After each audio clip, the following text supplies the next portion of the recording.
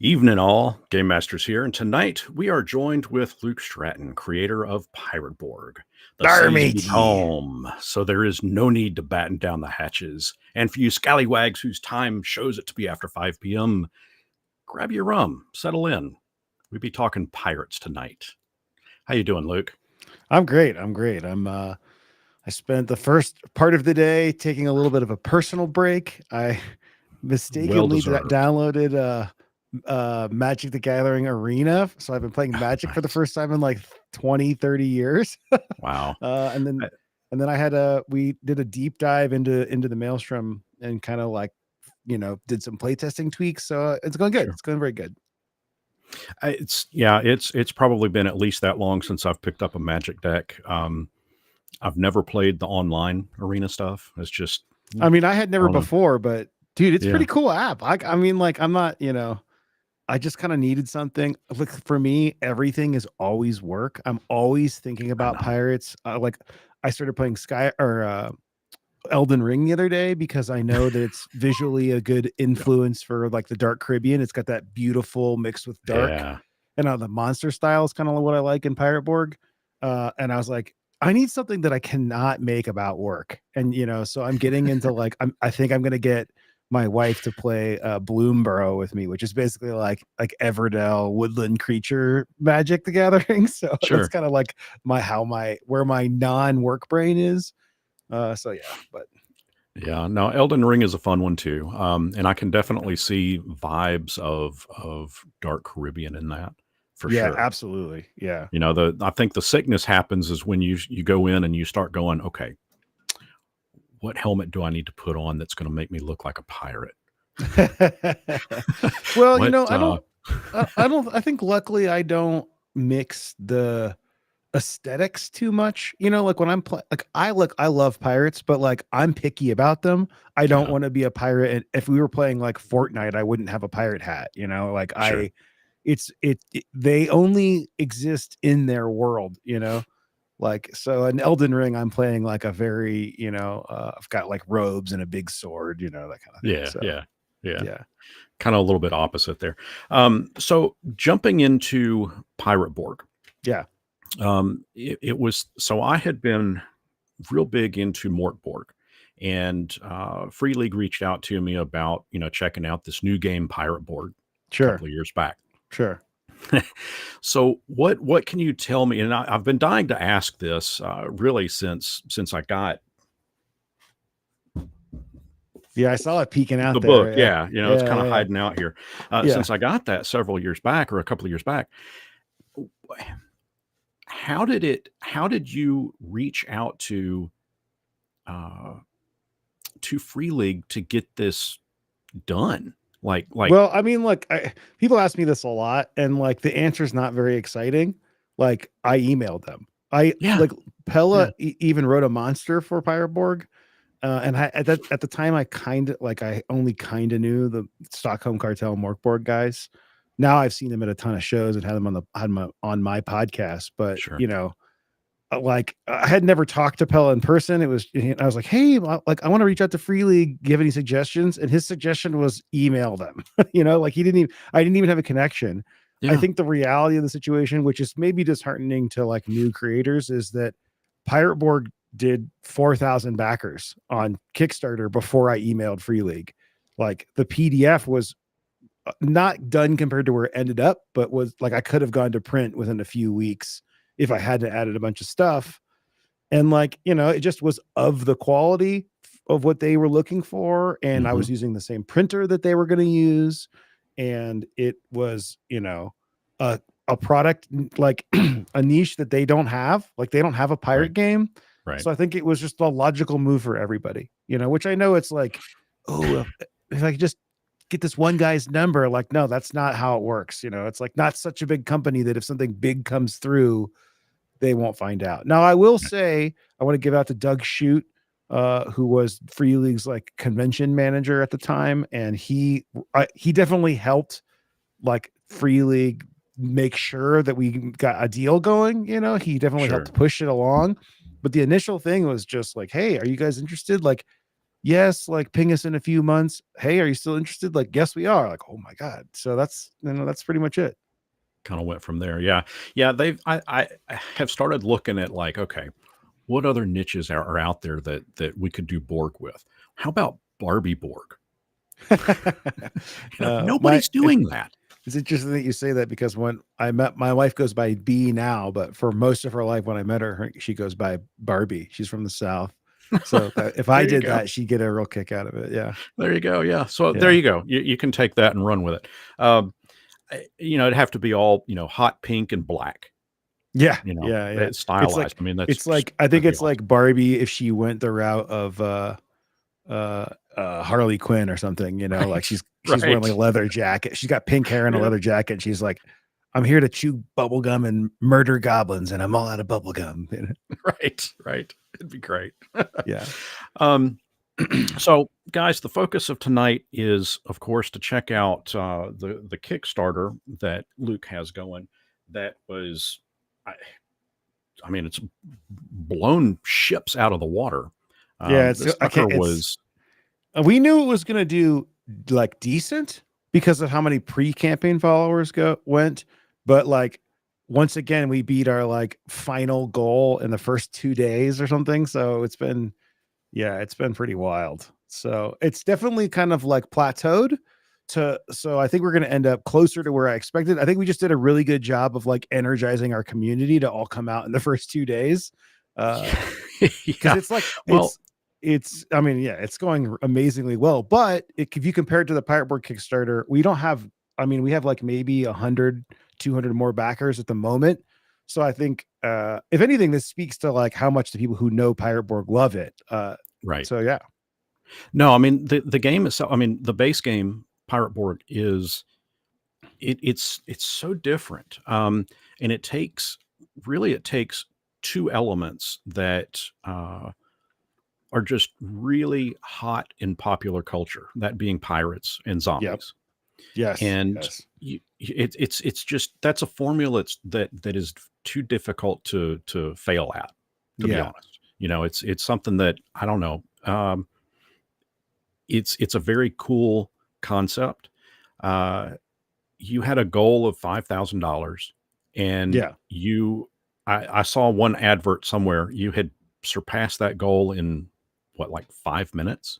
It says right there on the banner, 2 minutes is when we Yeah, funded beat in it. 2 minutes. Yeah. Okay, there we go. There Yeah. we I go. mean, like, here's the thing with the Kickstarters, like, I have a Patreon and I make all the book myself. Hmm. Um, so like my number to like, am I not gonna make this is pretty low, like Right. obviously if we only did $5,000 for the whole campaign, like my print runs are gonna be pretty small. Um, but it's really just like, hey, that number is like, we need, this is the bare minimum. And from my Right. perspective, it's like, since I'm a single creator operation and I have a small team helping me and we have the production lined up already and it's going to Free League afterwards, it's like, we don't need the goal to be high, and then it does help the like, buzz thing to say, oh, like right now I think we're 10,000% funded. But Right. I mean, that is the reality of the situation when you don't have to hire a layout guy and an artist, like and I can release the thing on the Patreon. Like every adventure in this Kickstarter has been released on my Patreon as I've gone along. So my patrons have not only like basically financed us making this game, but also they provide very valuable feedback and they get it right away instead of having to wait, for the 6 to 12 months it takes to ship. So I think it's a win-win, but yeah, I don't want to like, it was funded in 2 minutes, but also like the math Well, works out that way, but it's a good marketing. I Yeah, it's mean, good I mean, that's a and good method of advertising. I mean, yeah. I don't know how many Kickstarters actually out there that are funded that quickly. Yeah, 2 minutes Um, was real quick. I mean, and we watched it happen. It was like immediately, and we yeah. worked really hard. We have this, we teamed up with a company called Launch Boom to do this VIP program. We call it Very Important Pirate. Hmm. And that program, it's been so valuable for us because basically everyone before the campaign got to pay $1 to get this coin. Yep. Yeah, you get this coin for free in the campaign, and you get this special access to this Discord channel And then you get the $1 off your shipping later. So it's just Yeah. like a thing to help get the push going. But the thing that I didn't realize is that we had a room in the Discord server where everybody was like rabid to know what was going on. Like sometimes Discords can go a little quiet, and even the people who like care about the Patreon don't, they come in Oh, and out. yeah. But the Discord people were like, if I would ping them, they would be like hoping to get the ping, Yeah. Yeah. And so we No, would run these that's like oh, sorry, go ahead. no, I was just going to say, I mean, that's exactly what, coming from a fan that I mean, I got the email about that coin, Yeah, and I'm a big fan of swag for games. sure. Going all the way back to like Zork. They had what they called feelies in that, Oh, I don't and even. I one mean, of them we was should a talk coin. about Zork because I played a lot, but I don't even remember that. This was so there was a Zork trilogy that came out that had Zork 1, 2, and 3 in it, Yes, and I in had that it. Yes, with the you maps. you Yes. yeah, you had the maps, little paper maps, Yeah. and one of the versions of that game came with a Zork mid coin. Oh, cool. Cool. And they sell on eBay. You find them on eBay every now and again, but they usually go for about $200. Oh, nice. Um, Okay. that's my white whale. I keep looking for. I'm not going to spend $200 for one, but Yeah. evidently I'm going to spend $400 and something to get a pirate coin. So Well, I mean, but you're not going to just get a coin. You're no, going to, yeah. it's going to be a lot more stuff. Yeah. Well, Um, I mean, one of the things about the VIP thing though, and like that I didn't really plan on going in. Like we had everybody look at the campaign page leading up, mhm, and they would give feedback on like, well, because there's so many SKUs. We're gonna go over them, but there's so many SKUs in this campaign now. There's so many products, and yeah, the bundles we had at first were like totally not what people wanted, and it was really helpful to like reevaluate the bundles, and then like figure out what people actually wanted and what they're confused about, and then those people feel like they were helping. It was like a mega focus group. So I will definitely do it that was really again. cool. Yeah. I mean, I remember seeing a lot of that chat coming through. I mean, I was in there too. Hmm. I think one of the things I kept asking about is, you know, uh, it didn't occur to me that this book, the Down Among the Dead, it didn't occur to me that was you could get that as an add-on. I kept looking Yeah. for it, listed over here as like, okay, well, where is it? Where I couldn't find it, and Yeah. uh, and then I guess you guys finally did add that. Well, I mean, that's one of those things. We had this thing Yeah, called a la up carte, there, where basically you could add anything in right? the whole campaign. They were all set up, but because of the history of Kickstarter, like they didn't always have that feature. So people are like, I just want Right. the book, and like we're sitting there like, well, you can get it, but that was the kind of thing where it's like, well, that doesn't. We want the process to be as smooth as possible. So we got all those Yeah. bugs worked out, and now you can do the core book, but also I want to plug real quick that we're doing a big push we're doing a new stretch goal, a new player class at 5,000 backers, which is going to be called the Antiquarian. It's going to be kind of like an Indiana Jones class. And we are hoping Oh, that people will invite their players to book back because we hit a stretch goal. We've added an add-on for the player's guidebook. I don't know if you can find that in the Kickstarter, but we're doing a hardcover version. It's like a 56 page player's guidebook. They're $20. Like maybe people can get their players to back it, or even just back at the low level and hopefully hit that stretch goal. It'd be good for everybody. there we go. Yeah. Yeah, I mean, you've got a lot of product that's included Yeah. in this Kickstarter, Maybe too and much. it's yeah, well, I mean, I can only imagine the headache that you guys are going to have fulfilling all of these packages. Well, luckily we employ two different fulfillment companies, so we do not have to do that ourselves. So Well, that's a boon yeah, then. and like when you have a warehouse like that, like they just print out a pick and pull order, and they just pull those SKUs for each order and ship it. It's just their Right, normal drill. Those are right. definitely easier to fulfill when there's not complicated. There's more chance for error, but the guys we're using are great. So Yeah, and I mean, I can only imagine what the complication that pops in when you add all of these different, I mean, like, some with spot gloss coatings and dice that glow or glow in the dark yeah, GM screens. I mean, yeah, you've really got a wide variety of different things that are going to be added into or added onto with all of the stretch goals having been met. Um, it yeah. was This is another one fun. though where we we know we're doing enough. This is my second project, but we're working with Mhm. professionals. And Zach, my director of marketing, who's helped mostly run all the behind the scenes on this Kickstarter. Like we kind of know what things we want to go for. So then when we get the quotes, we just plan that we're going to hit the stretch goal.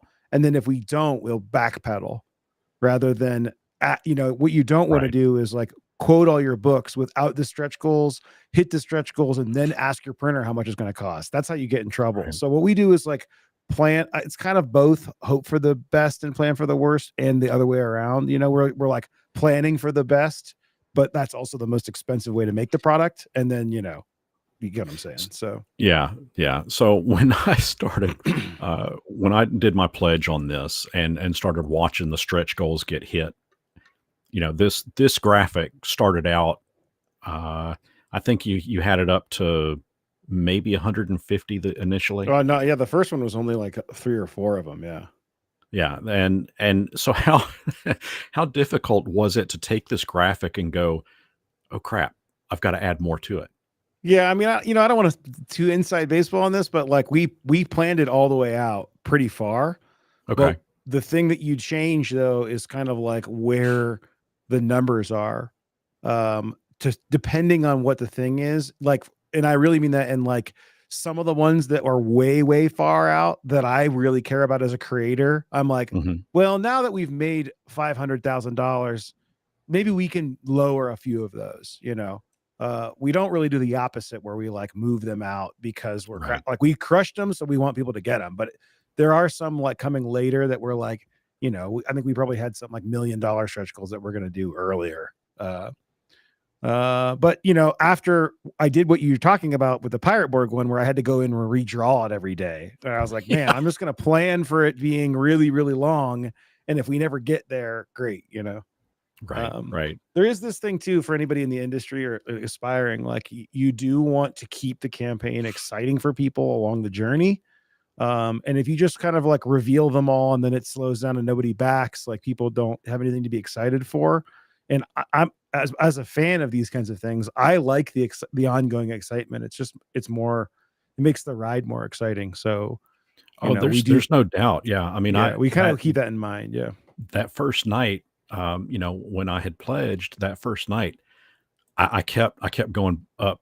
I mean, I was doing this. I was literally scrolling from, okay, it's at X dollars. Okay, now where's that stretch goal? Let me go back down here and let Oh me yeah, click man. I mean, yeah, refresh. you And should see what we're doing yeah, I mean, and I behind the scenes. We're oh, I like, could, I mean, yeah, the first 2 days for us were like, Zach was like, dude, there's no way we're gonna hit 500. And I was like, okay, what's our dream? I was like, well, Pirate Borg did 140 on Kickstarter, and the highest tier in this is 3 or 4 times higher. So if we don't hit 200, that means we'll have done a lot less people. yeah, yeah. But so we are like, okay, well, if we're lucky, we'll hit like 250. But hitting 500 was just like it was party. I mean, when you're at $500,000, it's like I think we're at 536 right now. And it's like before Pirate Borg, a $36,000 campaign would have been life changing, Yeah. $34,000 life. And now I like don't even mention that number. That's how different of a category it's in. It's just Yeah. crazy. It's absolutely Yeah. wild. I mean, it's really incredible. I have to give a shout out to our community because while we are making a game and this is a business, it's also a community. And I think our community is like it has the lowest number of trolls in a community of its size I think I've ever encountered. Like I've booted one guy from our server who was clearly not even there for Pirate Borg. Uh, and that's for a server that's about to hit its 5,000 member. That's pretty incredible. Like our It Harbor is. Master program. I mean, we're just so lucky that we have cultivated. We've worked really hard. Tyler, my quartermaster, my brother has worked really hard to develop this quartermaster program and get like the best GMs we can to run games. But I think there's got to be something about both the OSR and the Morkborg community roots combined with like the kinds of people who like to play pirate games. I think it's just a different crowd. It is a different crowd. But it's also, I think it also speaks volumes to, I, if I had to guess, this is just me, I would say that a good majority of the people that are checking this game out probably went to it simply from being pissed off at another big, like the big granddaddy of role playing Yeah. games. Okay, I'm not going to name names, but I think we all know who I'm talking about. And when they had this whole OGL issue in licensing and were tempted to try to start charging third party creators for Yeah. creating stuff, Yeah. that caused a major riff in well, for third party creators. And I don't know if that is part of what inspired you to do something like this and go, specifically seek out Free League. But I mean, what was like? I don't know what your past is for role playing games. But was D&D ever a part of your gaming world? Yeah. Well, I mean, I want to be clear though, like Pirate Borg kickstarted before the OGL.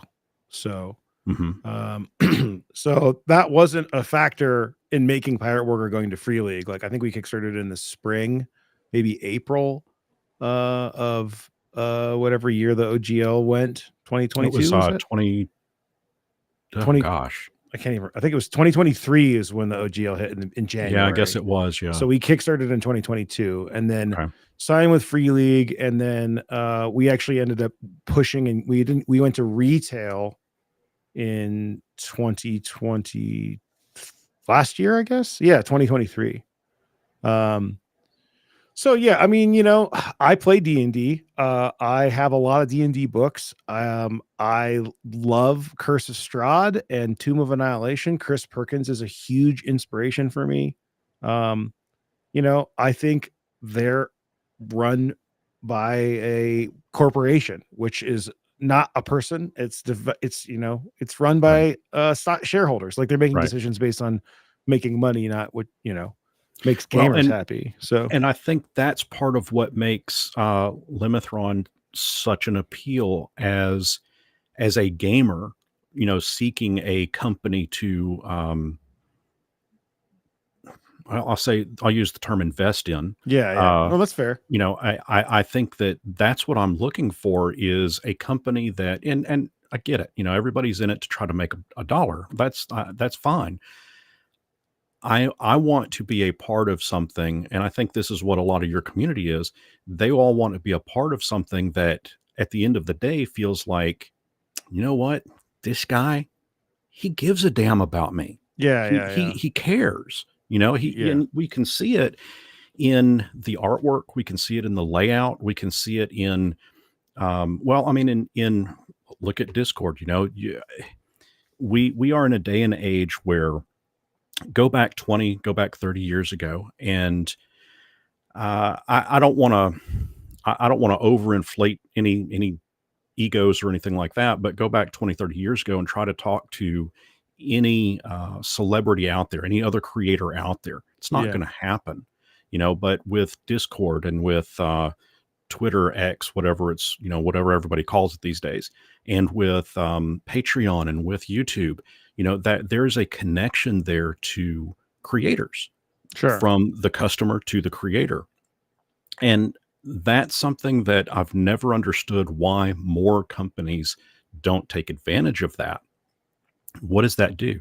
That enforces brand, that enforces your customer or reinforces your customer rather to keep coming back. I Yeah, think it's a damn I good mean, formula. I haven't I've been playing D&D for not that long, but I've been playing games my whole life. I played a lot of card games throughout my life. And I've been burned by companies. It's like and they keep their creators, especially when it's a bigger company, their creators are very like kept behind closed doors and they don't let them speak about the experience. And like, I just feel like Right.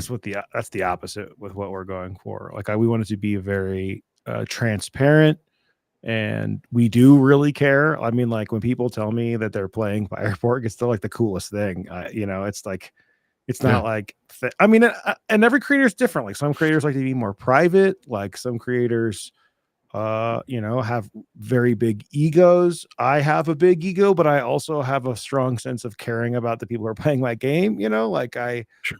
uh, so I don't know. It's just kind of like, I say this all the time, especially like coming from the concert industry, that leadership comes from the top. And you can tell, like when I'm working with different bands, I can tell which bands have like leaders that care about the team and ones Mhm. that don't. And I think, that extends in our situation. It's not like a band with fans. It's much more like a community because we have brand ambassadors out representing our game. We want to Sure. make sure those people have the tools that they need. I mean, like this starter kit in the Kickstarter is a perfect example. I Yeah. think some companies make starter kits and they feel like either they're cash grabs or this is the free sample. Here's the cheap way to get Right. into the thing, and you can play this isn't the real thing. You're going to get the real thing after you get hooked. And like that's the opposite of the intent with this starter kit. This starter kit is an add-on to anybody who has Pirate Borg. If you add it on, it's more like a deluxe adventure that comes with an extra player guidebook than it is a starter kit like a traditional one. And what I mean by that is that like you're not getting anything duplicated other than the player rules, which let's be honest, you need more than one anyway.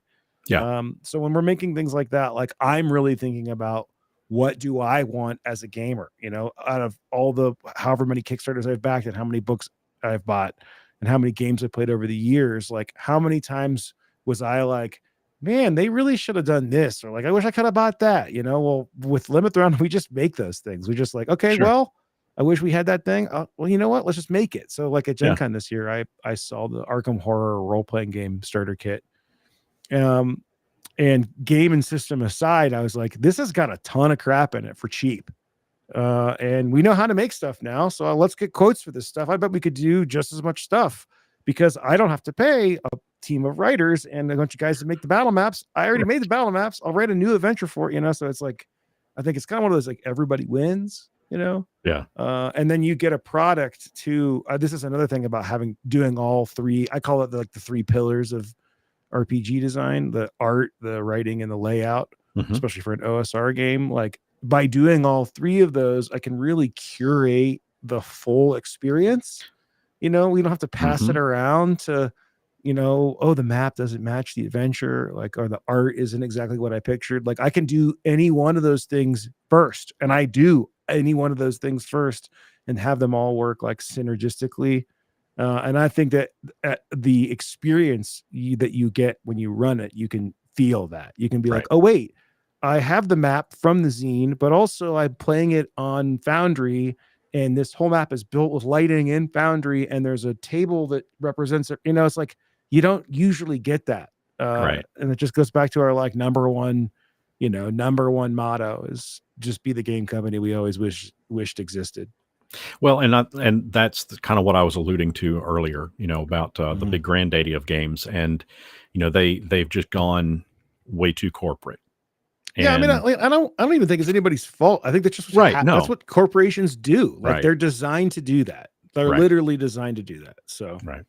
So I want to shift topics, gears just a touch. sure, So for those that are familiar with Pirate Borg, and I don't think you'd be watching if you weren't at least familiar with it. Um, Talk to me a bit about what exactly Down Among the Dead is. And you kind sure. of just hinted on it just a moment ago, but I want to kind of go a little bit more in depth about what it actually is.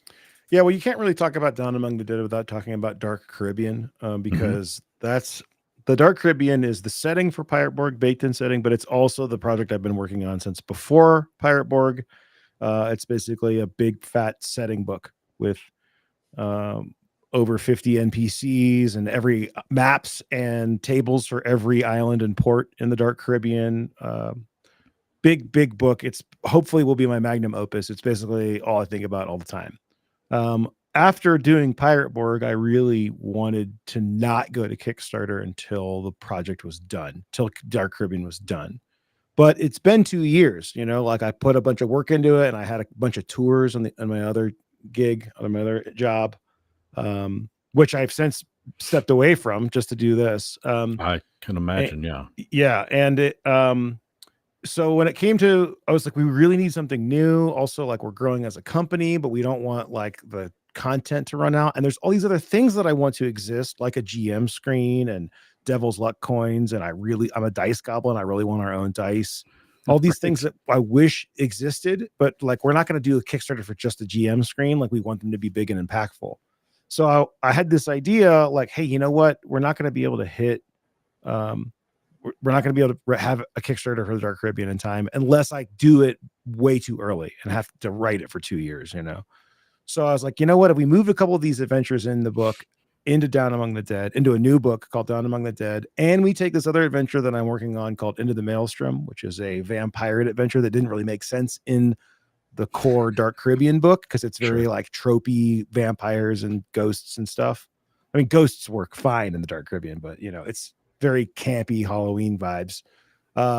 We got a whole new book, like it's almost done, you know, and I say almost done because it's already very long. Now we hit some stretch goals and things are going to be a bit longer than like it's not done right now, but it will be done like this year in the next few months.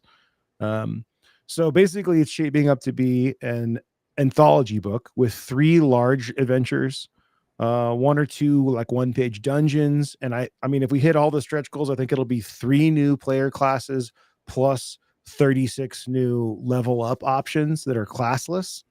Wow. And then like a bunch of generators. Like there's a Jolly Roger generator. There's a Charon's Opal generator, a couple more I can't remember, a Coral Reef generator, just like basically all the stuff that I've made, a lot of which was going to go in the Dark Caribbean, but like didn't really make sense, you know, and I don't really want people to have to wait 2 years to use.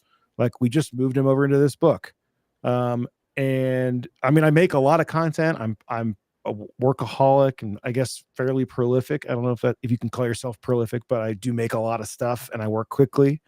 So it's like time to just get some of that stuff out to people. Yeah. So I imagine you pretty much you wake up, you eat, sleep, and drink pirates. Yes. Here's the thing. Like when you live in pirates, it's like you're always there. You know, Yeah. it's not like I don't think about pirates all the time because it's like the default state. So it's more about like thinking about things behind that veil. Like Makes I sense. said earlier, when I'm playing Elden Ring, like I'm thinking about the Dark Caribbean. Like it's like I don't have to think about pirates. It's like it's a step further than that. So Right. you're right, but yeah, Right. yeah. I mean, Yeah. yeah, you know, if I'm doing really well, my routine is I wake up and either go to the gym or ride my bike. And then my plan now that the Kickstarter is almost done is to add an hour of, I have 2 books over here that I'm looking at. One is like how to draw comics the Marvel way, and another is like what's it called?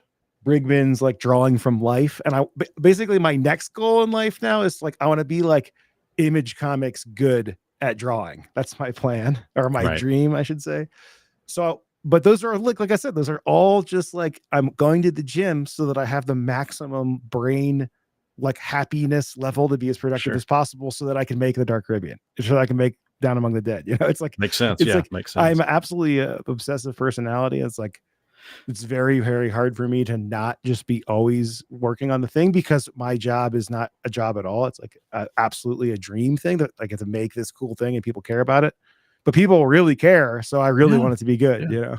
So, okay, and I have to ask this too. I know that that this is going to ship out next year. Estimated delivery is what around September 2025 or Yeah, I so. mean, we estimated very, uh, I safely. I don't want to say pessimistically, Yeah, I get uh, it. I get it. I but mean, it's yeah, a well, big hopefully, project. I think we hope to have start fulfillment in the beginning of the summer. Um, Okay. but you know, we're So, making dice and stuff that takes a lot longer than yeah, just printing, so it will yeah. take a little longer. With that there, do you already have ideas and plans for the next Kickstarter? Oh, I mean, yeah. I mean, look, this Kickstarter is, I don't want to say an afterthought, but it was like we restructured to do this Kickstarter. And like I said, moved all those things that were going to be in the Dark Caribbean Kickstarter are now in this one, like the GM screen. Right. Yeah, we're thinking about it. I think we have decided as a company, a small company, to not set a date. I set a date of Talk Like a Pirate Day, which we moved 2 days forward, so called it Talk Like a Pirate Week for this one. We're not going to set a date until I'm like getting close. Yeah, yeah, and Um, that makes perfect sense. yeah, but Yeah. I mean, the flip side is that that whole book is coming out on my Patreon, and I do monthly updates to it. And as soon as this thing is like the creative is gone, I'm gonna go back to that thing, like full time is maybe an understatement because that's basically all of my work will go into there. I mean, a lot of it Yeah. is already done. I've illustrated all 54 NPCs. Like the structure is going. Wow. I think it's going to be rolling along pretty well. But by then, like the thing I found since Pirate Borg is like I'm fairly new at illustrating. Like I started illustrating in COVID, and like I keep No. getting better. So I'm like, the better I get, the longer it takes because I put more work in. So I need to like pull myself back to go to the old style, or I need to, you know what I'm saying? So And so you did all of the artwork that's in there's a in yes. I always like to say the disclaimer so people don't get too excited. There are a few public domain images which are very obvious to tell if you're looking at them. okay. Like the naval combat painting I did not paint that. And So there, my only but yes, comment, yeah. yeah, my only comment is if you started illustrating like during COVID, I mean that's only been 4 years. Did you discover like time travel, go No, back in I time mean, for like 10 years?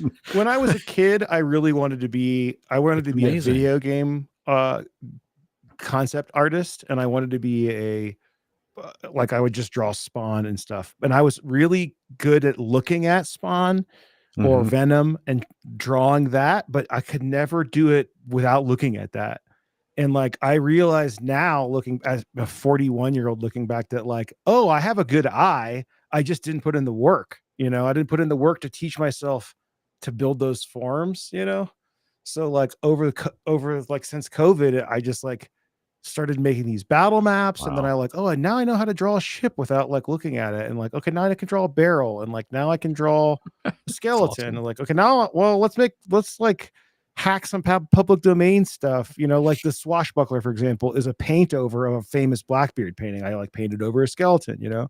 It's like the thing about any skill, but for me specifically drawing, is like you're just building these little like blocks on top of your previous knowledge one at a time, and like after a while you have a house. Yeah. And It's it I don't know, for me, it's difficult to do any kind of drawing. I have a hard time even drawing stick figures and making them look good. So, Yeah, see, I it's know what you're impressive saying, to but me. I feel like that also just means you haven't put the work in, because that's how I felt. Maybe, Like I feel maybe. like sometimes like when I sit down to draw things, sometimes I'm like, dude, I'm not good. And then like I'll think back on like, okay, think about all the building blocks, and then I'll use those in a drawing, and I'll go like, oh wait, no, this is actually pretty good. But it just takes like a lot of failure and a lot of trial and Yeah. error to get there. So I get that. I get and that. COVID, I certainly had the time, so I just decided to put it into drawing instead of, I Yeah. played Breath of the Wild for a month, and then I got to work. So Talk to me a little bit about Limithron. I know what the term means. Uh, uh, uh, Light wizard. yeah, most people don't know that. Yeah, so Yeah. okay, so a little bit of backstory here. When I'll try to tell the short version of this. When my brother was turning 30, I had to like kind of get him back and do a really big birthday thing for him. So we did this kind of like combination RPG session mixed with some escape rooms and jousting and stuff like that. But I was like, well, I'm going to GM for him, and I did that once when we were kids, like one session when we were kids. I got to like learn how this works. So my wife and I went to a meetup.com group. It was 5th edition, and I got super into it. I bought the player's handbook, and I made a new character. So I guess this was like 7 years ago. That's how long I've been playing. Um, and I'm like, I'm a concert lighting designer. It's my other trade. And I've loved, like, I'm obsessed with Gandalf and Yoda. Those are my like two big fantasy heroes. I'm like, Sure. well, I'll make this like light wizard. And so then I looked up in Sindarin, which is Tolkien's Elvish language, that that's like the rough translation to Light Wizard. Yeah. And so tell me too a little bit about the folks that you have. I mean, I want to give them, props too, Yeah, because sure. I know that this Kickstarter, I know it's a massive undertaking.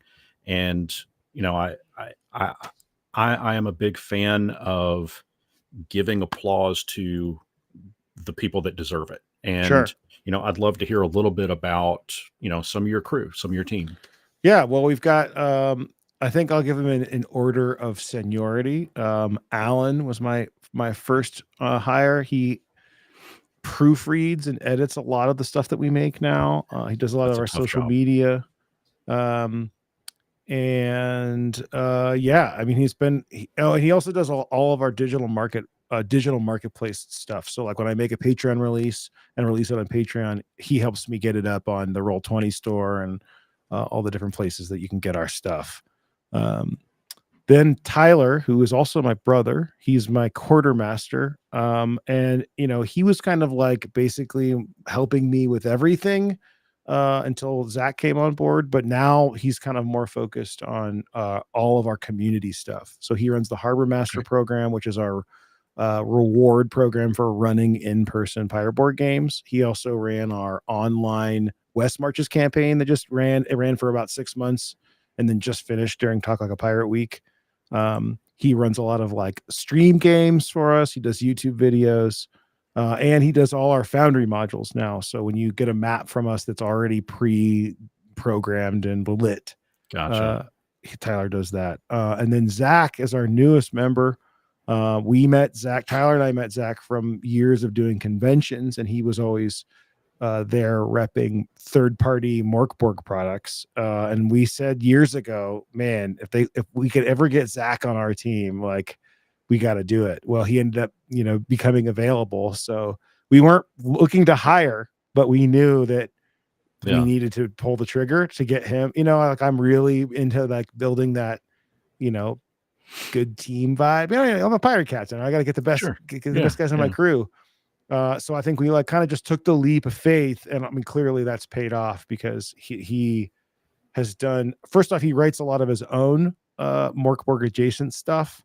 He's got like a Jurassic Park hack that's coming out, like a raptor thing. Oh, But he's great for giving feedback on adventures, but he also did all the like behind the scenes for the Kickstarter, made all the tier levels, ran all the marketing campaigns on meta ads and all that stuff. So it's basically like, I mean, I wouldn't be here. I wouldn't say I wouldn't be here, but we wouldn't be where we're at without those guys. That's for sure. oh yeah, no, for sure. I mean, it's definitely. I can tell that this is definitely a team effort, and Yeah, that from my perspective is appreciated. I mean, it's that's why one reason why I like to hear about I like to hear about the stuff that happens behind the scenes, sure, that what it takes to put what we see on the front end. I find it sure. fascinating. Yeah, You it's know, interesting because I mean, like our story is very different than I think most companies because right? like I said, I handle all three pillars of the actual product. Um, and like in the Patreon scene, there's a bunch of guys. Like I think if you know Griffin from Griff's Saddlebag, I mean he's Mhm. got one of the highest like D&D adjacent Patreons, and it's just him. He still does it all himself. Yeah, It's the kind of business model that you can run on your own. But for me, it came down to like, well, I can do this Kickstarter, but if I do all the stuff that Zach's doing, and I did this for Pirate Borg, I basically had to take months off of creating to go in there and like learn how to make a, Facebook ad and learn how to right. like do tiers and have calls with all my different fulfillment people. Yeah, Um, so it's been really nice to like, you know what, guys, don't talk to me today. All I'm going to do is write an adventure. And right. then the gears are still turning. Like that's a really, really nice luxury that I did not have when we kickstarted Pirate Borg. Yeah, it's when you wear multiple hats, it's always difficult to get into the zone of doing this task and Yes. then have to rip that hat off and go over here and deal with this Very one. hard. Yeah. It's just not a fun thing to A do. book that's really, really helped me is Cal Newport's Deep Work. Mm. It's all about this topic. It's all about jumping around and hyper focusing your energy into one thing. Right. I mean, he even talks about doing it on he talks about it on a lot of scales, not just on like okay, from today from 9 to 1, I'm going to deep work. He talks about like professors taking whole semesters off and going away, or writers going away for years to like come out. Like the digital noise of like what happened on Twitter is not going to matter compared to if you make an amazing book, you know? Right. So that book has really changed my life. But also, yeah, I mean, you can see it like when you're, on Discord and answering emails all day and thinking about ads, and then you're like, go to write or go to illustrate, you're like, oh, I should be doing these other things. But then you're like, wait, none of those things matter. People are here because I'm doing the writing, because I'm doing the illustration, because the layout is like, has been given a level of care and thought that doesn't usually go into a product. So yeah. Have you included anything, and I won't ask about Down Among the Dead specifically, since we don't have the access to that yet, but in Pirate Borg, in this one, do you have anything in here that you've included that's like top secret to you, like a big in joke that's yours and yours alone? No, I don't. I'm not really into that kind of thing. There are a lot of Easter eggs, and I don't want to Easter eggs, say, yes, that's the term I'm looking for. but no, I mean, they're not Easter eggs for me. They're Easter eggs for people who have consumed the same media that I've consumed. So, like, there's a lot of Secret of Monkey Island Easter eggs in there. There's definitely 1 or 2 Zork Easter eggs in there. I mean, I can't help, it's very important for me to not be like stealing. I know I'm a pirate, but I'm not like trying to take ideas. Like, I don't want to take the plot from Monkey Island, but like, there's definitely a 3-headed monkey in the bestiary. It's that kind of stuff. Right. So yeah, but I don't really. I mean, I have thought many times like I should put more Easter eggs in my maps, in my battle maps. But like, I'm always trying to get things out and get them into the community and like move on to the next thing. So it's like sometimes, it's not like there's a release date and I have a bunch of extra time. So, yeah. I mean, because of the Patreon, I'm always on a monthly cycle. Like even when I'm doing these things that are in bigger books, like the other day I was working like 14-hour days to get a version of Into the Maelstrom ready for the Patreon, even though like it's not even going to go to the Kickstarter, not even order. We're not going to print. Like I still wanted to have a version of it ready for people. So yeah, well, and I know that time is a commodity. Yes.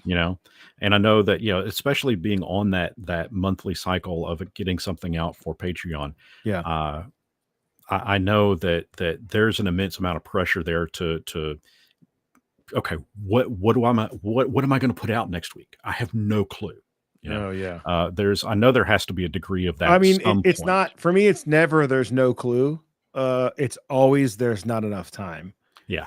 Well, not enough time, or which project do I start on right now? Yeah. I mean, and I've done that. I've been like really deep, especially with tour and working on Kickstarters, big projects, or like the Dark Caribbean. Like I'll be like, if I go down a 2 or 3 week rabbit hole working on various different things and just like following the muse, which I do, I find that to be very helpful. Sometimes, when working on a game like this, like the other day I woke up and I was like, dude, I got so many ideas for this Jolly Roger generator. And I spent like 3 hours writing them, and then like, I think when you're not in a creative job, like that kind of thought process can maybe feel like guilty. But like that was a stretch goal, and I ended up talking about it on a couple different streams where we rolled for the generator. And it was like actually really helpful to have done that creative work. So yeah, I think it's just I mean, the time thing is good. The deadline thing with the Patreon thing is good because it does make sure that I don't go too far down, and it does provide something to the community. Though I think I'm much harder on myself about it than I need to be. Like sometimes I'll be like, okay, I have 4 days left in the month. This thing won't be ready. If I rush it, it'll be shit. So I'm going to do a battle map. And then I will rush through the process of a battle map, and then, or I'll try to rush through the process, but then ultimately be like, oh yeah, I love making battle maps. I want this to be as good as possible. I'm going to do 13 variations because I did the drawing, and then it's like 4 days later, I come out of the hole and I like forget where I was working on Dark Caribbean or Yeah. Down Among the Dead. I mean, that happens to me every month, you know. So, but it's just part of the process. I just, for me, one of my big goals lately is to really just keep reminding myself how much I love this, because I put so much creative pressure on myself that nobody cares about. But I am constantly beating myself up to make it as good as possible, or to get better at drawing, or to like release more content, you know. And I just got to stop and remember that I fucking love making dungeons Yeah. and drawing pirate ships. Like I love that. I don't want Yeah. like, so as long as I can What was the remember. appeal? Like where did the attraction to pirates come from? Where did the attraction to zombies come from? Sure. It's interesting you said zombies a couple times, because like I'm not like a huge zombie guy. Mhm. I'm a huge undead fan, you know. Okay. And I feel like zombies are just an inevitable obvious choice. Sure. Um like for me it's more about liches and necromancers and skeletons. Like that's my real vibe. But you know, of course, in the undead infested Caribbean, you've got, you know, I mean, actually, I'll give you a little kind of spoiler like peek into the Dark Caribbean. Like if you have Pirate Borg is very much it can be a beer and pretzels game. You're a pirate. You want rum. There's skeletons. There's zombies. Ooh, but Dark Yeah. Caribbean is like kind of peeling back the shroud to discover, why are there zombies? Why are there skeletons? And the thing with the skeletons is there's this city in the Dark Yucatan run by Mhm. a Mazoan lich, and she is controlling these skeletons to bring back the like unclaimed basically skeleton knowledge from these bones of all the living, and bring them back to the Yucatan. And there are other forces that don't want that, which I won't get too spoilery. So it's like going into this thing, oh man, I just like love it. So I get all of my tropes. I get like, you got like the Assyric style Mazoan Mayan Aztec inspired lich, and you've got pirates. I mean, there's a whole page on my website on my about where you can see my whole history. But with pirates, I mean, you know, actually, it's interesting you ask this question, because I've been thinking about a lot the past few days. I always say that the Pirates of the Caribbean ride, going on that as a kid, Mhm. you know, when I was 5, was probably the start. But I think one of the things that solidified it the most is the movie Hook, because I'm watching it. I want to give a shout out to my friend Erin. Get it? She's running a Neverland game, and what's her name, who plays Wendy? Maggie. She's Professor McGonagall. She just passed away. Oh, yeah. um Her. One of my between playing this Neverland game with Pirate Borg with my friend Aaron, who's a harbor master, and uh Maggie, I'm sorry, I forget her name, passing away, my wife and I, like, we should watch Hook. And we watched it, and I reminded myself, like, there was an era of being a kid where like all I cared about was playing Nintendo and like pretending to be a Ninja Turtle and like wanting to be a Lost Boy, you Yeah. know. Yeah. And like I think I grew up to be a Lost Boy. Like somehow, like suffer from like Maggie Smith. Thank you. Maggie Smith. Yeah. Thank you. Shout out to Delaney, another harbor master. Um, Maggie's I basically grew up to be a professional, like Neverland syndrome, you know, a paid Neverland boy who just pretends all day. And watching Nothing that wrong with that at movie, all. yeah, I mean, but watching that movie, man, like it's just it does the fantasy pirate thing so well. I mean, there's no undead obviously in Neverland, Sure. but there is in Andrew Kolb's Neverland RPG book, because he's made them all like stay there forever, and John is a lich. I mean, so like you can see where I'm going. Yeah. Uh, but I don't know. I think my pirate history, I mean, a lot of the people who are in the stream right now know this, but you know, there's Hook, and then I was always into pirates. And when Pirates of the Caribbean got announced, I was like, finally, we get some real pirate costumes at the Halloween store. Like, finally, other people will care about this thing I've cared about my whole life. And I played in this played this pocket model pocket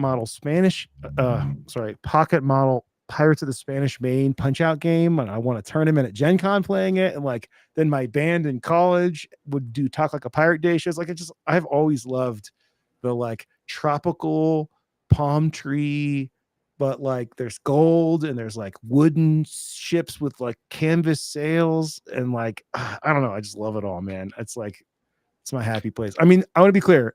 The fantasy version of it is my happy place. Yeah. I You know, understand. like real Not piracy, the you know. yeah. Yeah. So Yeah, and you've got the disclaimer of that in your book, and I think towards the very front of the book anyway too. So yeah, I understand clearly there. What is the rum of choice? um I don't remember what it's called right now. They got bought. My favorite is it's called Three Sheets, I think. Three Okay. Sheets. Here, let me look it up. I think it's made by Ballast Point now. Ballast Point Brewery, Three Sheets aged. Yeah, Three Sheets rum barrel aged. So here's the thing. Look, I know pirates love rum. I feel like rum is not my spirit of choice. It's like a little too sweet to That's drink a fair. lot. Now I know Mark and Dirty Woods in the chat, him and Janet, they drink Kraken all the time. They're gonna give me such a hard time about this. I'm more of I prefer whiskey and bourbon in the colder months and Yeah. tequila in the summer months. But maybe because I'm a Yucatan pirate, maybe Yeah. I'm like more about the Mexican There you vibe go. than, you know. Nothing wrong with that. I mean, Yeah. hey, I've gotten into Crown Royal Mm, as of late, and their XO Reserve is great. That's some good stuff right there.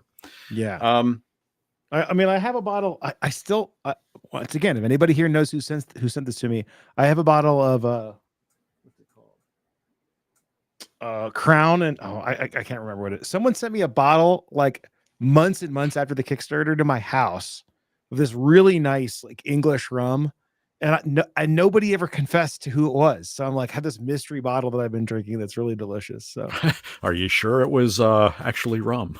yes, I've had enough of it. I mean, it came like from a liquor store. Okay. It was probably somebody in my family who just never told me, but yeah, who knows? Yeah, gotcha. Wasn't like somebody said in the chat, it's not modified, is it? No, I think it's Smith and Cross. Is that the rum? Yeah, That's what it I is. think Smith so. and Cross. Sorry to be Googling. Yeah, Smith and Cross. So yeah, I don't know who sent it, but thank you, whoever Yeah, mystery rum. I gotta correct this one. So Tyler Childress says that Crown Royal comes with a free dice bag. Is it That's not does. accurate. It's Oh yeah. Crown Royal is a dice bag that comes with a free Free bottle of yeah, alcohol. okay, yeah. Yeah. Let's see. I've got to ask. This is going to be probably the most important question of all of any that I've asked tonight.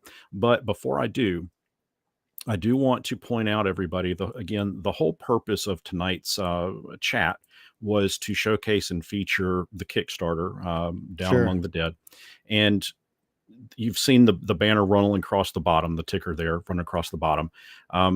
Hit that, check it out. Look, there are a lot of different options there for you to, if you do want to pledge, there's a lot of different options, price points. I mean, there's limited edition books. There's, if you want to go all in, there's the virtual. If you don't want physical and you just want virtual, that's a great way to save some money, is by grabbing the virtual. And I mean, this is the virtual Kraken for $80. That's a really good deal. I mean, you get a lot of cool stuff with that. And then if you just want just the books, the core books, I'd recommend the Quartermaster. You do get the main book itself, plus, and we haven't even talked about Cabin Fever at Cabin all. Fever, yeah. But I wanted to point that out because, again, that was kind of the whole focus of tonight's live stream. And but the question that I have, the burning question that I've got, Halloween is only about 26, 27 days away. Yeah. I kind of think I already know the answer to this, but what's going to be the costume? Are you even going to be dressing up? I mean, the thing about Halloween's not on a weekend this year, I know. so that's kind of a bummer. I have a weird relationship with Halloween because kind of like when Pirates of the Caribbean came out, and I was like, finally, everybody will care about pirates. Like Halloween is like a year-round thing for me. Like I live Yeah. in that world. Like if I could burn the Heritage pumpkin candle, which for some reason is not made this year, if anybody knows why, but the Heritage pumpkin candle from Target, right now this is the one I burn instead, Autumn Harvest. If I could burn that year round and not get sick of it, I would. I would have skeletons outside my house all year, like Halloween colors, like Beetlejuice. Like, I mean, look at Pirate Borg. Like, there's a reason it's undead. Yeah. It's like, I love the vibe of Halloween so much. I feel like, I mean, maybe it's because I was born in August, and I like September and October are by far my favorite times of year. Yeah. I like just come alive. It starts to cool down. I'm Scandinavian partly, and I would love to wear like a flannel. Like, I finally can put on a flannel now. It's not 90 Yeah. degrees out. Yeah. So like when people like dress up for Halloween, I'm like, yeah, but dude, like you're not like I'll give another tangent. I remember back in the high school, this is a total tangent. And back in high school, I was very much, I would call myself a hippie raver. I was very Okay. much long. I had dreads and, you know, did too many drugs, and I loved fish and drum and bass. Rock and And roll. I remember like one of my first real girlfriends, I thought she was like a hippie girl, you know, and she like would wear patchwork clothes. And when we started dating, like one day she came over to my house wearing like regular jeans and a t-shirt. And I was like, what the hell? What the Like, is hell? it a costume for you? Like, come on. Like, this is like, I'm wearing patchwork pants and like 20 head necklaces all the time. Like, come on, you know?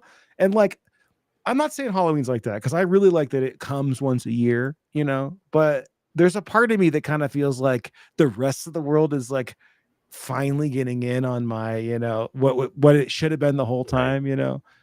So I don't actually have a plan. I will say Halloween and all of October is 100% the chance for me to run as Halloween of games as I can. So I'll be playtesting Into the Maelstrom all this month, which is very, very Halloween.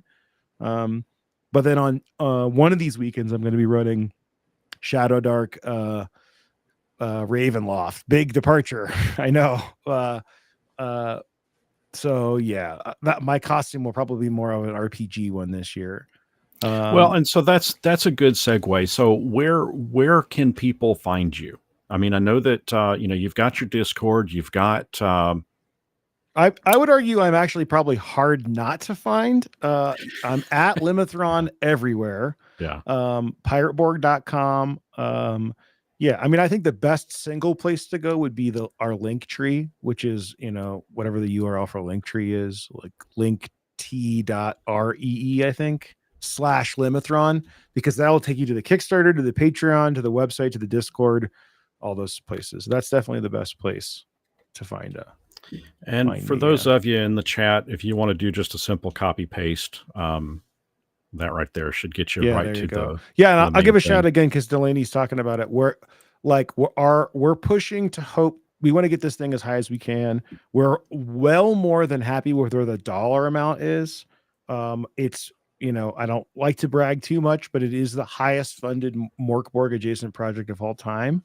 It is not the most backed though, and we would love to have more backers, even if they back at the lowest level or just get the um, player's handbook or even the digital player's handbook. So we're inviting everybody. We have a 5,000 backer stretch goal, which is a new class. So invite your players to come back to Kickstarter campaign. Like I said yesterday on our stream, invite your mom, invite Yeah, your students at school. yeah, yeah, uh, yeah. just get them into the ecosystem. Just them seeing the updates is enough for us. We just want to build the community and give as much content out. Like I said, we don't need to make any more money, but I mean, we would take more, but that we Oh, really just sure. Yeah. fund. You don't want to leave any on the table. I will tell you, we have raises for my crew are guaranteed now. The conversation's already begun. So That's anyone was awesome. Yeah, wondering, I yeah, noticed I, and you bring it up, so I'm gonna have to. I've got to ask this. I got to point this out. Let me share the screen here real quick. So you've got. Let's see how quickly I can find it. oh, you're Da, talking da, about the da. cabin fever stretch goal.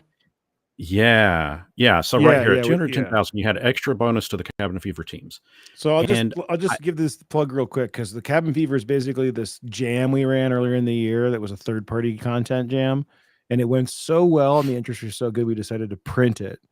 And we're printing it, even though it's a bigger book, we're selling it for less than Down Among the Dead. to honor our Wow. original what price we're going to sell it for vibe. And then we are, because of that stretch goal, we're going to give everybody else bigger payments. For a lot of the submitters, it'll be a double payment. And so viewers, this is what I want you, if you take anything away from what we've talked about tonight, this is the biggest thing I want you to take away. Limithron is a company that gives a shit. They care about the customers. They care about the people that are checking their game out. And that right there that's proof positive of that. I think that is it. There is a saying that I'm going to completely butcher. Actions speak louder than words. No, you And nailed it. I think Yeah. that this is, I did. It's the first time I've done that. But I think that paints the picture, and I think that that's one of the key reasons that I personally have been so excited about being a part of the journey, Yeah. at least on my side of the fence, Sure. And I can't wait to see, what's gonna be taking place 2 years down the line, 5 years down the line. Yeah. Hand to God, hopefully I'm still here in 15 years, 20 years me down the too. line. Yeah. But I do want to like kind of interject here, because I was thinking this morning, sometimes when I'm in the right awake and brainy mood, I'll like kind of imagine myself giving a YouTube video or a podcast while I'm in the shower, Yeah. And this morning I was thinking about, if I can just go on a little tirade here, not tirade, but a little side rant. I've run with it. Yeah. Like Take it. there are, I have been involved in a lot of different communities in my life. A lot of different game communities. These communities pop up when, like, I remember what was the one I was thinking of earlier? I mean, like I played the Star Wars Decipher card game, and I played a really good one is the Marathon video game, then the Bungie video game, Halo. Halo had this like community around the story behind Halo that kind of came from the Marathon vibe. And there for a while there was like this really vibrant community that was always on the message boards talking about the story behind the game, And I've seen these communities come and go in a lot of my life. And it's like, you never know how long they're going to last. Like the fact that Magic is still huge is crazy to me. But there are other ones that are like totally gone that were like really, really like really incredible communities. And in music too, bands break up, Sure. And I thought to myself that I can tell, barring no crazy, accidents or anything like that, that the Pirate Borg community is one of those desirable, I will look back on it fondly communities. And it's not at the peak of its time yet, because we haven't even put out the thing that I have been planning to make before Pirate Borg. So that gets me really excited that like, it's exciting to join a new community, but it's also exciting to join one that isn't dying, that isn't like past its thing. And I think when you've got a $500,000 Kickstarter and like your big book is around the corner, that's a very exciting time. Like I'm excited for us. And I think anybody who is listening, who's not part of our community, should maybe also consider being excited too. If it scratches your itch, like don't just come, I mean, like there are a lot of people who play Magic because that was the popular game, but like I'm talking to the people who are like, man, I like today I was on tcgplayer.com considering buying a $40 copy of Lake of the Dead just because it inspires my Pirate Borg adventures. It's like literally I am never ever going to use that card ever again. I haven't thought about it in 20 years, but I'm like, Lake of the Dead was like the coolest theme of a card, and that's definitely a place I should put in a Pirate Borg adventure, which I am putting in an adventure. It's going to be called Lagoon of the Dead. There you go. Awesome. Sorry, I'm on a rant here, but I just like it made me excited to realize that like, yeah, this is going to be one of those communities that especially young people who are maybe in their like 20s and 30s, who will like have played this game a lot and like talked about other people about this game in 20 years when they're like my age, it'll be the Halo memory I have will be this community. And I think that's pretty exciting, Right. Well, and I think too, what helps in this day and age is that there is a large push towards indie games. Sure. And I mean, the indie games have always been popular. Yeah. But I think right now more so, and we kind of talked about it a little bit earlier, with the whole OGL issue, that pushed a lot of diehard fans of fantasy role playing to go purposely seek out other things. Sure. And of course, the OSR revival, that certainly helps, but it's it's an environment, it's a sandbox, and I'm specifically talking about Pirate Borg here. It's an environment that evokes, uh, what's the best way to put it? It evokes a sense of horror, a sense of dread, but a sense of just pure fascination and wonderment. I mean, there's And I something to be think said. that's the setting that I There's something to like. be said too. Like, I love fantasy, like, med fam, medieval fantasy, like Hmm. D&D kind of vibes. But like, if you're a group of 4 dudes in the middle of England, or, England equivalent, Faerun, like, you can only go Sure. so far. And Right. when you Right. give your players a ship and a map, I mean, dude, like, the border of the map is the limit. I mean, even then, if you create a GM, like, you could run a Pirate Board campaign where they go to Egypt. I would love to see them, people Right. exploring Egyptian temples. Like, I hope somebody Right. does that. If nobody else does it well, we might do a cool, Egyptian, you know, tangent. But like, we got one guy, Critical Troll, in my Discord channel, who's been with us since the beginning. He's always like, please do the dark New England, like, please do Innsmouth and all these places. Like, yeah, I just feel like there's something about that. There's nothing but it's all those things that you get in when you watch Pirates of the Caribbean, like, nothing but the Right. wind at our backs, Right. take everything and give Yeah. nothing back, like, No, I mean, the possibilities are certainly endless. I yeah, mean, yeah, that I think is the coolest part about, well, just role playing games in general is, you have the ability, if you have the ability to open your imagination, and let's face it, we've all met those folks that just don't have an imagination. But provided you do have that capability, yeah, role playing games in general are just that, I think, is what is so fascinating and appeals to me is, if I can think it, man, we can make it happen. yeah. And I that's mean, awesome. another thing too, like, you have the fantasy thing, which you have with other role playing games, but the thing that you don't have in other role playing games is, like, you can go, first off, you can study the real history behind this game, because it's what we say, inspired by fantasy, history, horror, and rum, right? Like, you can go, you can study these places, but you can also go to them. Like, finished writing and play testing Buried in the Bahamas on a boat. Like, and you can't do that That's with pretty cool. D&D. Like, you could go to Right, England, but England is not where D&D takes place. And even the right. places that are inspired from it are, like, pretty modernized now. It's like, but like, you can go to a deserted island in the Caribbean right now. You could drive to the Keys. If you live in America, you could get in your car and you could drive there, and you could play a Pirate Board campaign and then throw the book into the same sea that it takes place in. And like, I don't really know of another game like that. I mean, I guess, Call of Cthulhu Right. often takes place on Earth, but like, it's at that perfect spot where I guess you could play like Pendragon or something, but then you're still in myth. I don't know. You know what I'm You're saying? still myth, yeah. Yeah. Yeah. So that's one of the cooler things about it, is like, the other thing is, like, there's a reason all of these pirates have inspired such like stories through history. Like, Yeah. if you look at the pirate, like, I think one of the reasons it took Pirates of the Caribbean so long to come out, there, the pirate lore and history is so imaginative that it was already tapped out for movies.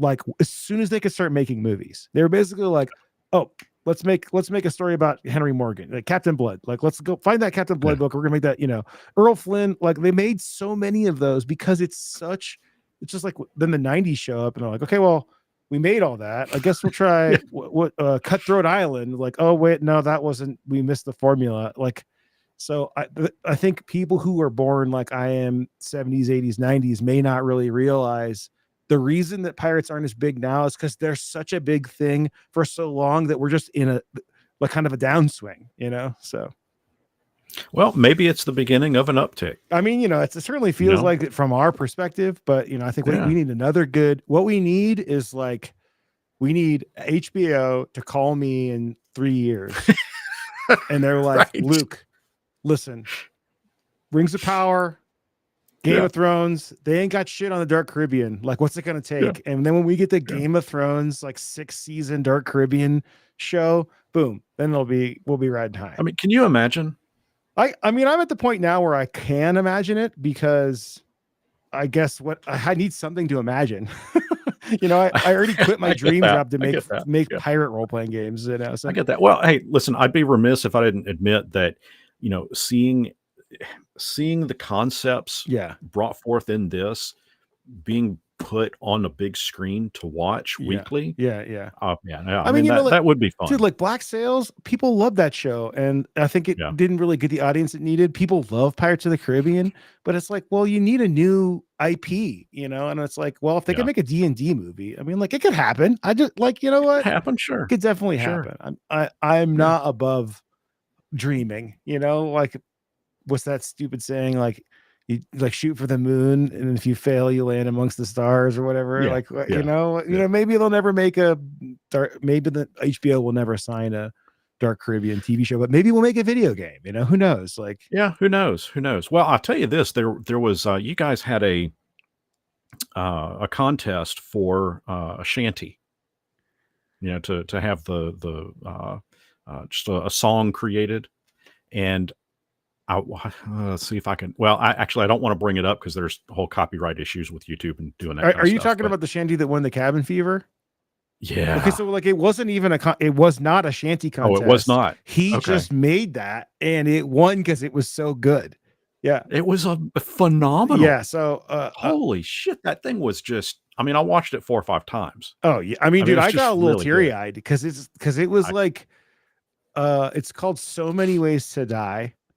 And yes. It's like kind of stop motion animated, but it's like all stuff from the book. It's like all actual ways to die in the Dark Caribbean. It is really, very neat cathartic. To see something like that expanded bigger. Yeah, I'm having more and more moments like that where I'm starting to feel like, I've never experienced this before in my life. It's kind of a hard thing to like conceptualize if you haven't had it happen, but like it's starting to feel like it's a thing bigger than me, like it's like almost more like I was like, this sounds a little frou-frou-y, but it's almost like I was the conduit for it. Then it would like, it's starting to feel like I don't even remember drawing some of those pictures. Like it was such a blur. Right.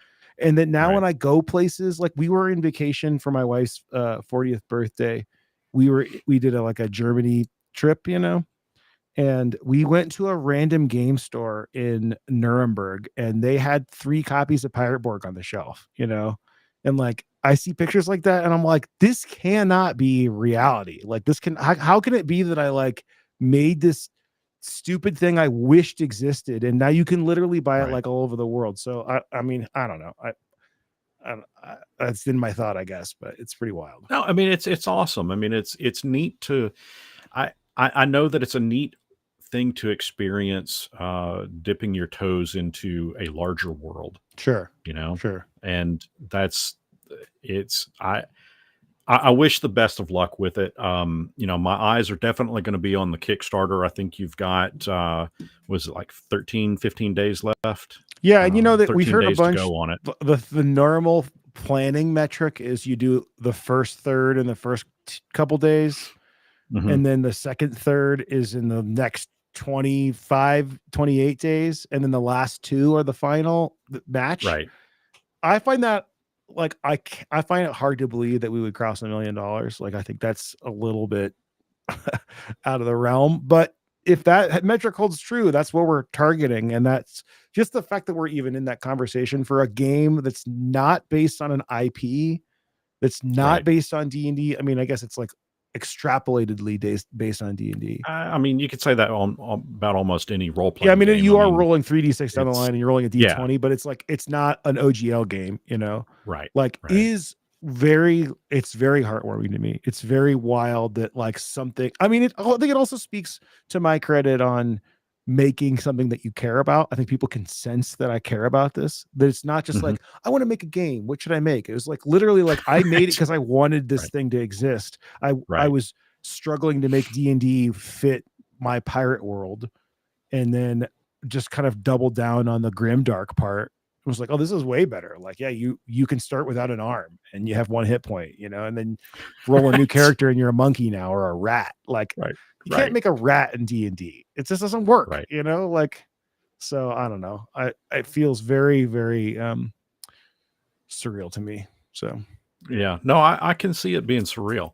Well, Luke, listen, we've said it all. I think we've explored quite a bit. Um, I would love to have you back on anytime, but I kind of want to start wrapping things up a yeah, little bit. sure. Got to That's it. leave a little bit of anticipation and want to leave the viewers with something a little bit to chew on there. But in the final little few minutes that we've got, the floor is yours. Say what I know that we've plugged quite a bit, but if you have anything else that you would like to get out there, floor is yours. Oh man, I wasn't prepared for that. I thought you had like a prepared thing. Oh man, it's the world's my oyster, huh? Yes, absolutely. Oh man. I guess Are there oysters in Pirate Borg? How about that one? there is a Pella from the writer of Morkborg did write an obscure oyster cult, which I had a great time illustrating. It's basically like these giant, like rune encrusted oysters that have they like hum and make these like seances underneath the sea, and then they run and smash into you, which are pretty cool. I guess just to kind of put a whole big bow on it, and also because this is just where my head is at today, if you've got Bloomborough Magic the Gathering tips, like send them my way. For some reason I've gotten back into Magic over the past 2 days. Please stop me before I spend any actual money. I think that That's ultimately why I stopped. yeah, I mean, that's why we stopped back in the day. It was just a stupid cash grab. That being said, like, I don't know. I'm starting to think about, obviously it's not anywhere close, but I'm starting to think about what does my future after the Dark Caribbean look like? I'm like, I kind of feel like I'm like sticking my head up just to like, see what things I might want to make. And that's pretty exciting. I have some ideas for you play as a necromancer lich death knight game. I I'm have some. telling you, man, Barbie Borg has got to be it. I'm not really into humor. I like don't really like my role playing games in my humor. I mean, obviously Pirate Borg can be very funny, but I like serious dark stuff. That's my vibe. But Yeah. that being said, I do I don't really think I have the illustration chops. Here's the thing about the Magic the Gathering Watsy art vibe. I love that vibe. When I open up Tomb of Annihilation, I'm like, oh my god, like I love like the idea of making a like furry creature frog swamp game sounds so fun to me. But if I started learning that painterly art style, it would take me 3 years to make a book because I can do the Darkest Dungeon black line art thing relatively quickly, or the like scraggly line art thing that works for grimdark stuff. But if it's going to be cozy, if it's going to look like Everdell, the RPG, man, that's Right. like, I want that. I want to make that because I think that'd be really fun alternative. Like, do you want to play grimdark pirates or like fuzzy woodland creatures? Like, Right. but I think I'd have to work with some artists to get that vibe. Ewok Borg. How about that one? What'd you say? Ewok Borg. Oh, I mean, I actually do. It's funny you say that because I do have a project. My code name for it is See You in Hell, and it is a Star Wars hack. Actually, wait, isn't hold on, I gotta check. Is he still here? Someone in your chat is very much worth calling out here. JP, are you still here? JP Couvert actually has a Star Wars Morkborg hack called Starborg. Oh, really? Yeah.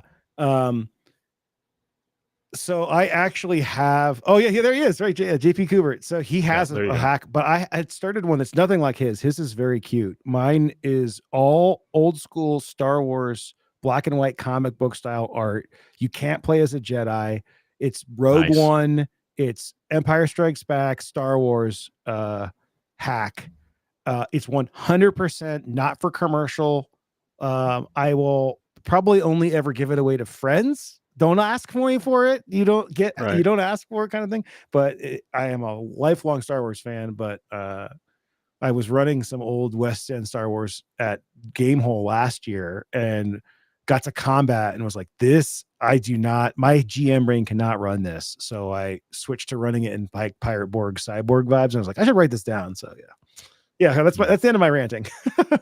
No, it's fine, man. That's, and that's kind of what this is all about. I like the low structure of this style of interviewing. Yeah, it's sure, just sure. I like to talk off the cuff. Sure. Just see where it goes. Well, Luke, I appreciate your time tonight. Folks watching, I hope y'all had a good time. I hope you learned something. I hope you found it fascinating. Again, I do recommend checking out the Kickstarter, Pirate Borg. Mort Borg is an excellent game. If you are into dark I love horror, Mort Borg. Yeah.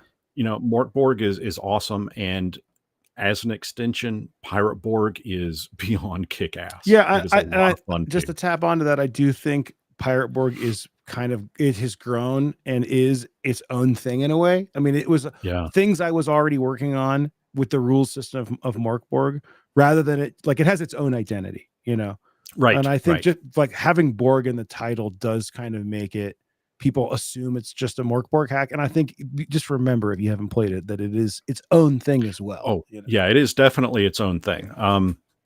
It may be based off of a similar rule set, but Pirate Borg is, as Grim Squirrel says, it's a very cool name for one, but it is definitely its own entity. No, there's no question. Yeah, sure. It is very unique setting. Dark Caribbean is well, it pairs well with pirates. Sure does. It's awesome. Well, thanks for having me, Brian. Luke, this has been a lot of fun. Thanks for coming on, man. Anytime. And I'll, like I said, I'll keep my eyes on the Kickstarter, cross my fingers that it's going to go, even higher. And I know the last couple of days, you'll probably see another skyrocket. Yeah, hopefully. But, I mean, like I said, we're already very, very happy, but if we could, break a few more records with the number of backers, I'm not gonna say no. Understood. Yeah. Well, you'll probably see me around in the Discord, and from time to time, I'm usually pretty quiet. I kind of lurk, but every now and again, I'll. Well, stop that. Stop lurking. Chat lurking. More. Yeah, we'll do. Thanks, Luke. Thanks everybody for watching. Y'all have a great night. And until next our paths cross, may you.